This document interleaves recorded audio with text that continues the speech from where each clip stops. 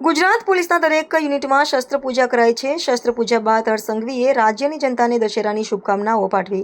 જણાવ્યું કે આજે દશેરાના દિવસે ગુજરાત પોલીસના દરેક યુનિટમાં શસ્ત્ર પૂજા કરવામાં આવે છે। અહીં વર્ષો જૂના શસ્ત્રો અને આજના લેટેસ્ટ હથિયારો નજરે પડી રહ્યા છે।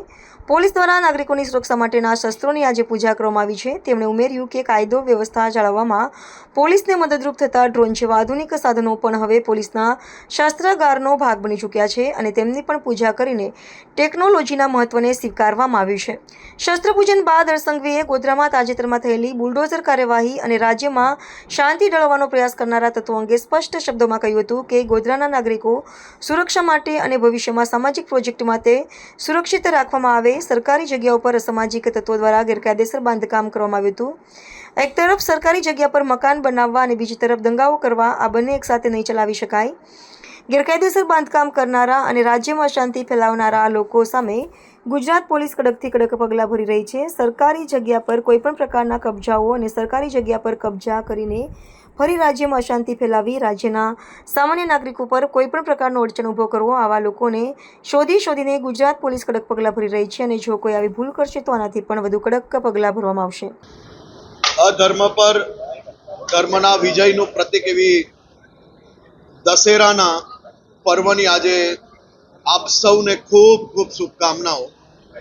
ભગવાન શ્રી રામચંદ્રજીના ચરણોમાં વંદન કરીને હું પ્રાર્થના કરું છું કે આપ સૌની મનોકામનાઓ પૂર્ણ થાય।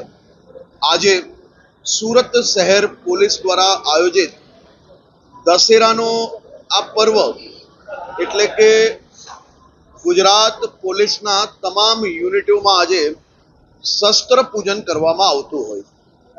આજે સુરત શહેર પોલીસ દ્વારા આયોજિત શસ્ત્ર પૂજનના આ પૂજામાં ભાગ લીધો અને આપે જોયું કે વર્ષો જૂના શસ્ત્રથી લઈને આજના જમાનાના એટલે કે નવા લેટેસ્ટ ટેકનોલોજીના તમામ સાધનો જોડે સજ્જ એ ગુજરાત પોલીસના તમામ શસ્ત્રો અહીંયા નજરે પડે, ચાહે આર્મ્સ વેપન્સ હોય કે પછી આજના જમાનાની ટેકનોલોજીને પહોંચી વળવાના ઇન્સ્ટ્રુમેન્ટ્સ હોય કે પછી ડ્રોન જોડે શહેરના સર્વેલન્સની વાત હોય, આ તમામ પોલીસ માટે રાજ્યના નાગરિકોની સુરક્ષા માટેના શસ્ત્રો છે અને એ શસ્ત્રોનું આજે પૂજન કરવામાં અહીંયા આવ્યું।